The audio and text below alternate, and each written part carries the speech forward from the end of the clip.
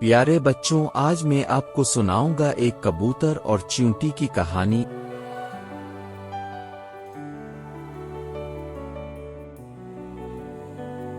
ایک خوبصورت جنگل میں ایک چھوٹی چیونٹی اور ایک خوبصورت کبوتر رہتے تھے۔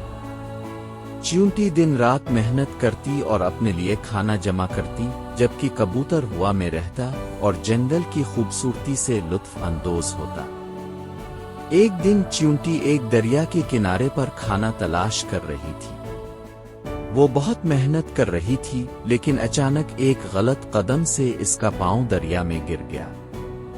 چیونٹی پانی میں تبکنے لگی اور باہر نکلنے کی کوشش کرنے لگی، مگر وہ خود کو باہر نکالنے میں ناکام رہی۔ اسی دوران کبوتر درخت کی ایک شاخ پر بیٹھا ہوا تھا اور چیونٹی کی مدد کرنے کے لیے کچھ سوچ رہا تھا۔ اس نے دیکھا کہ چیونٹی مشکل میں ہے۔ کبوتر نے فوری طور پر ایک پتا چیونٹی کے قریب پھینکا تاکہ چیونٹی اس پر چڑھ سکے اور پانی سے باہر نکل سکے۔ چیونٹی نے کبوتر کی مدد سے پتا پکڑ لیا اور پانی سے باہر نکل آئی۔ وہ بہت شکر گزار تھی اور کبوتر کا شکریہ ادا کیا۔ کبوتر نے مسکراتے ہوئے کہا، یہ کوئی بڑی بات نہیں، ہم سب کو ایک دوسرے کی مدد کرنی چاہیے۔ کچھ دنوں بعد جنگل میں ایک شکاری آیا جو کبوتر کو پکڑنے کی کوشش کر رہا تھا۔